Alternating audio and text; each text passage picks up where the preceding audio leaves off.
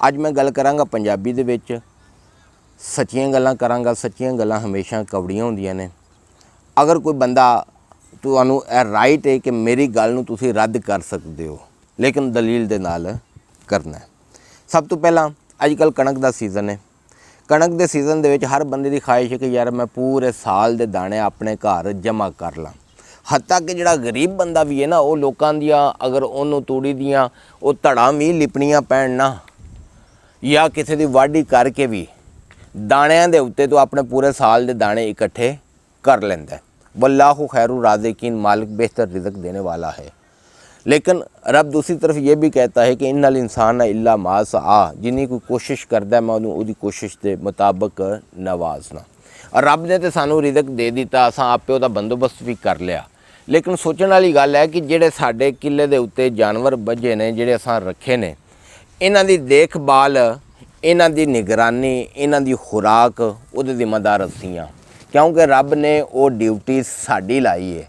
अगर असी प्रॉपर वो नहीं करांगे, वो जिम्मेदारी सर अंजाम नहीं देंगे, तो कल नूं रब दी बारगाह दे विच असी जवाब दें।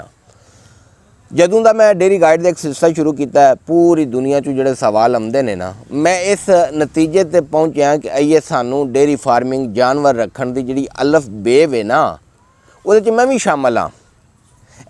एक डेरे ते मैं बैठे हाँ, मेरे दोस्त का डेरा है, मैं भी ये शामिल हाँ कि सानू ये अलफ बे का भी पता नहीं है। जिन्नी देर तक वेखो असी पूरे साल दा जानवरां दी खुराक दा बंदोबस्त नहीं करांगे, असी जानवर रख के नफ़ा नहीं कट सकते। असी पूरी दुनिया के रिसर्चर डॉक्टर लोग इस नतीजे ते पहुंचे ने कि यार डंगर खोल के रखो, इन्हां दे गल दे विचों रस्सा संगल ला दिओ। असी कहने नहीं असां पा के रखने ने। रिसर्चर है कहते हैं कि यार गर्मियां दे विच सर्दियां दे विच डंगर नूं बार बार पानी की लोड़ होंदी है, उहदी फ्री एक्सैस होनी चाहिए है पानी तक। असी कहने नहीं, असां भाई जी अपने जानवर नूं बन के रखना ते पानी पैना ते अपनी मर्जी नाल पैना है। इहनूं पट्ठे पाने ने अपनी मर्जी नाल पाने ने, धुप्पे छावें करना है तो असां अपनी मर्जी नाल करना है। कोई सानू जो दिल पे आखे कि भाई खल की जगह ते वंडा इस्तेमाल करो, असां खल ही इस्तेमाल करनी है। जानवर साडा बीमार हो जाता है तो असां उहदे मूँह दे विच हथ दे के उहदे कन्न फड़ के असां इहदा टैंपरेचर चैक करना है। साडे जानवर दे थण खराब हो जाण, हैवाना डिफेक्टेड हो जाए तो असीं कहने नहीं असां देसी नुस्खे ही लाने ने। भाईजान मैं भी उन्हां च शामिल हाँ कि सानू अपनी रूटीन की जिहड़ी प्रैक्टिस है ना, अपने प्यो दादे पड़दादे दी जानवरां दी देखभाल दे विच वो तब्दील करनी पैनी है।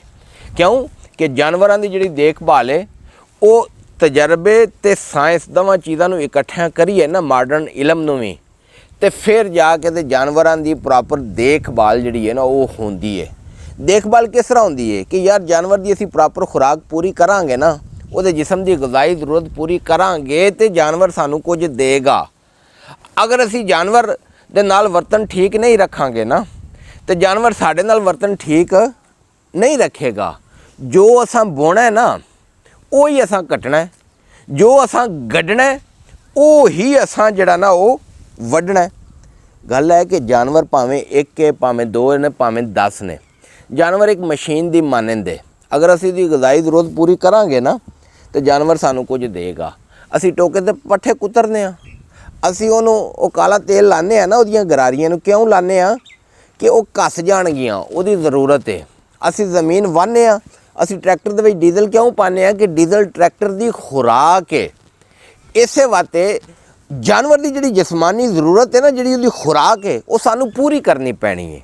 अगर असी पूरी नहीं करांगे जानवर तो मुख्तलिफ तरह दी बीमारियां हमला करनगियां। जानवर प्रॉपर जिहड़ा ना वो हीट विच नहीं आवेगा, जानवर अगों गब्बन जिहड़ा ना नहीं होवेगा, कदी जानवर नूं पेचस लग जाणगे, कदी उहदा हैवाना खराब हो जाएगा।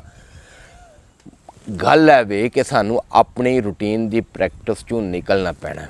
सानू यह सोचना पैना है कि साडी इनपुट की है, जानवरां ते असीं लांदे की हाँ ते जानवरां चों असीं कमांदे की हाँ।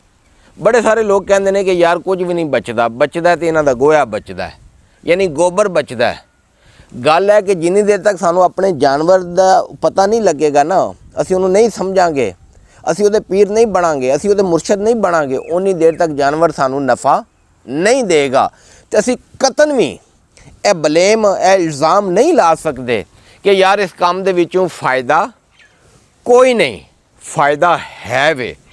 ਕਿਸ ਵਕਤ ਫਾਇਦਾ ਕਿ ਜਿਸ ਟਾਈਮ ਅਸੀਂ ਆਪਣੀ ਉਹ ਅਲਫ ਬੇ ਤੋਂ ਜਿਹੜਾ ਨਾ ਰਿਸਰਚ ਸ਼ੁਰੂ ਕਰਾਂਗੇ, ਇਲਮ ਹਾਸਲ ਕਰਾਂਗੇ, ਜਾਨਵਰ ਦੀ ਜਿਸਮਾਨੀ ਜ਼ਰੂਰਤ ਨੂੰ ਅਸੀਂ ਪੂਰੀ ਕਰਾਂਗੇ ਤੇ ਫਿਰ ਇਸ ਕੰਮ ਦੇ ਵਿੱਚੋਂ ਫਾਇਦਾ। ਤੇ ਜਿਹੜੇ ਲੋਕ ਕਹਿੰਦੇ ਨੇ ਕਿ ਇਸ ਕੰਮ 'ਚੋਂ ਫਾਇਦਾ ਨਹੀਂ, ਉਹਨਾਂ ਦੀ ਮਿਸਾਲ ਇਸੇ ਤਰ੍ਹਾਂ ਦੀ ਹੈ ਕਿ ਡਿੱਗਾ ਖੋਤੇ ਤੋਂ ਤੇ ਗੁੱਸਾ ਘੁਮਿਆਰ ਤੇ।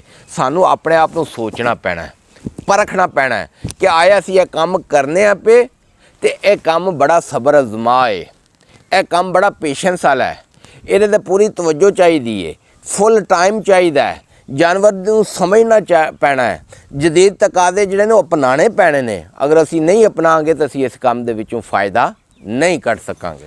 अब पूरी दुनिया तू मैनू सवाल आते हैं, डॉक्टर साहब यह हो गया, डॉक्टर साहब यह हो गया, डॉक्टर साहब यह दसो यह गोबर पतला हो गया, फलां हो गया, डंगर साडा खांदा नहीं। वो गल है भाई जान, मैं भी एक फार्मर हाँ, कोई डॉक्टर नहीं। मैं काम करना, रिसर्च करना, मेरा यह बिजनेस है। तो मेरी ख्वाहिश है वे कि यार असी सारे रल के अपने जानवरों को समझिए, काम नू कम समझिए। मैं हुण तुहानूं मिसाल एक देना। फर्ज करो पाकिस्तान दे विच जिहड़े लोग इस शोबे नाल वाबस्ता ने ना, उन्हां चों 80% लोग ऐसे ने, यह गवर्नमेंट दे एनालिसिस है, उन्हां दे फैक्ट्स एंड फिगर ने कि यार 80% लोग ऐसे ने कि जिन्हां कोल 1 तो लैके 5 जानवर ने। मैं कहना यार छड्डो, 1 तो लैके 10 जानवर कर लो, जिहदियां च हुण मैं एक फर्ज कर रहा बई एक डेरे ते अगर 10 जानवर ने ना, ਉਹਦੇ 'ਚ 2 ਮੱਝਾਂ ਹੋਣਗੀਆਂ, 2 ਗਾਵਾਂ ਹੋਣਗੀਆਂ, एक कट्टी, एक कट्टा, एक वच्छी, एक वच्छा, एक खोती को पट्ठे लियाउण वास्ते, एक बकरी, टोटल 10 जानवर हो गए। उन 10 जानवरों जो एक मझ मिलती है, एक गां मिलती है। उन दोवां दा दुध मैं ना ज़्यादा तो ज़्यादा ला लो यार 15 तो 20 किलो हो जाएगा साढ़े देसी माहौल दे विच। अगर 15 तो 20 किलो दुध है, मैं कहना 60, 70, 80 रुपये भी लाओ, 1500 का दुध बन गया। हुण 1500 के दुध दे विच मैं कहना ज़रा सानू सोचना चाहिए ना यार, कि मैं कहना कि 1500 के दुध दे विच हुण अगर 10 जानवर ने, एक जानवर भी रोज़ का 100 रुपया खाए साड़ी रूटीन के मुताबिक, 2000 तो उन्हें खा लिया। हुण होया कि एंड ऑफ द डे जदों शाम का सूरज जिहड़ा वो गरूब होया ना, तो असां 500 का पलियों जिहड़ा ना उन्हां ते उत्ते इन्वेस्ट कर दिता है। हुण 500 ला के दूजे पासे जिहड़ा सी सुबह तो लैके शाम तक जनाब प्रैक्टिस करने पे, पट्ठे वढ़ के लिमने, कुतरने, डंगरां के पाने। अगर अपनी दिहाड़ी भी असी लाइए तो रोज़ का असी जिहड़ा ना वो 1500 2000 रुपया पलियों ला के जनाब तो शामी गड़वा असां वो मोंढे ते रखिया हुंदा है ते पिंड टुरे होंदे आ कि चो साहब जिहड़ा ना वो वापस आ रहे ने दुध लैके। तो चो साहब नूं पूछिए ना, हाँ जी चो साहब कैसा काम है, तो चो साहब एवें जिहड़ा ना कि बड़ा कमाल दा काम है। बई ये झूठी शान नूं भाई जान असां की करना है। हुण साडे डंगर जिहड़े ने ओहदी कास कड्डो ना, दिल च 5 7 8 लाख दे डंगर होण ते ओ लख एक रेहड़ी ते लाया होना ते शाम नूं बंदा 2000 दी दिहाड़ी ला आउंदा है। तो मैं तुहानूं इहदे तों मुतनफर नहीं करदा पिया। मेरा मकसद सिर्फ इन्ना वे कि भाई जान सानूं सोचना होवेगा, जदीद पैमाने ते काम करना होवेगा। यह काम करोड़ां दा है। साडी जिहड़ी सोच जिथे मुंजमद हो गई है ना, जिथे खलो गई है, असां इस सोच तो अगे सफ़र करना है। असां साबित करना है कि डंगरां दे काम दे विच फ़ायदा है, बिल्कुल फ़ायदा है, और फ़ायदा असीं कमा सकने। वो कमा इस वास्ते सकने कि अगर साडे कोल प्रॉपर इलम होवेगा, अपने जानवरों को असीं समझदे होवांगे, प्रॉपर उन्हां दी खुराक दा बंदोबस्त करांगे, फिर असीं फ़ायदा कढ़ सकने। क्योंकि करोड़ां दा काम है। करोड़ां दा काम तद बनना है जे तुसां इहदे च मार खानी है, मेहनत करनी है, शौक तुहाडा पैदा होना है, तो फिर जाके मेहनत हो सकती है। तो सोशल मीडिया के उत्ते तुसीं ये तकदे हो, यूट्यूब के उत्ते वो हर बंदे ने कैमरा चुके आमदा जी गया डंगर जनाब इन्ने लख लाओ तो इन्ने लख कमाओ। गल है कि वो तो अपने चैनल की प्रमोशन करते हैं पे, उन्होंने साडे नाल की, सानू अपने मामलात का आपे अहाता करना पैना है, आपे सोचना पैना है। तो दोस्तों इस वक्त सब तो आसान टारगेट लोगों वास्ते असीं है पैसा कमाउण वास्ते ना। वंडा वेचण वाला साडे कोलों पैसे कमांदा है, डॉक्टर आंदा जानवर नूं हत्थ ला के 1500 रुपया वो लै जांदा है, खल वेचण वाला साडे कोलों कमांदा है, दवाइयां वेचण वाला साडे कोलों कमांदा है, दुध ही जिहड़ा वो साडे कोलों कमांदा है। तो असीं क्यों नहीं अपने दिन का इस्तेमाल करते। हुण गल है कि असीं डेयरी फार्मिंग नूं किस तरह नफा बख्श बना सकने आ। भाई जी सानू अपनी रूटीन की प्रैक्टिस चों निकलना होवेगा। रोज़ असीं जिहड़े पट्ठे वढ़ के लिमने आ ना, हुण लोकी आंदे ने भाई डंगरां नाल डंगर बनना पैंदा। वो गल ठीक है, अपनी जगह ते मुनासिब है, लेकिन उन्हें सदी दे विच थोड़ा स्टाइल बदलना पवेगा। ਪੱਠੇ ਜਿਹੜੇ ਨੇ ਪੂਰੇ ਸਾਲ ਦੇ ਆਪਣੇ ਡੇਰੇ ਤੇ ਸਟਾਕ ਕਰਨੇ ਪੈਣਗੇ। ਉਹ ਮੈਂ ਸਾਰੀਆਂ ਚੀਜ਼ਾਂ ਦੱਸੀਆਂ ਨੇ ਕਿ ਸਾਇਲੇਜ ਕਿਸ ਤਰ੍ਹਾਂ ਬਣਦਾ ਹੈ। ਯਾਰ ਤੁਸੀਂ ਹਰ ਫਸਲ ਦਾ ਸਾਇਲੇਜ ਬਣਾ ਸਕਦੇ ਹੋ। ਜਿਹਦਾ ਸਾਇਲੇਜ ਨਹੀਂ ਬਣਾ ਸਕਦੇ ਉਹਨੂੰ ਸੁਕਾ ਕੇ ਉਹਦਾ ਹੈ ਬਣਾ ਕੇ ਆਪਣੇ ਡੇਰੇ ਤੇ ਰੱਖ ਸਕਦੇ ਹੋ। ਇਹ ਬੱਦਲ ਝੱਖੜ ਦੇ ਵਿੱਚੋਂ ਸਾਉਣ ਭਾਦਰੇ ਵਿੱਚੋਂ ਆਪਣੀ ਜਾਨ ਛੁਡਾ ਸਕਦੇ ਹੋ। ਫਸਲ ਕੱਢੋ, ਤੁਹਾਡੇ ਕੋਲ 2 ਜਾਨਵਰ ਨੇ, 1 ਏਕੜ ਜਗ੍ਹਾ, ਕਿੱਲਾ ਜਗ੍ਹਾ, ਕੋਈ ਗੱਲ ਨਹੀਂ। ਜਿਹੜੀ ਫਸਲ ਤਿਆਰ ਹੁੰਦੀ ਹੈ ਇੱਕੋ ਵਾਰੀ ਕੱਟੋ, ਉਹਨੂੰ ਵੱਢੋ, ਆਪਣੇ ਡੇਰੇ ਤੇ ਲਿਆ ਕੇ ਸੱਟੋ, ਉਹਨੂੰ ਠੱਪੋ ਤੇ ਪੂਰਾ ਸਾਲ ਡੰਗਰਾਂ ਅੱਗੇ ਪਾਓ ਤੇ ਪੂਰਾ ਸਾਲ ਜਿਹੜਾ ਉਹ ਨਫਾ ਕਮਾਓ ਜਿਹੜਾ ਨਾ।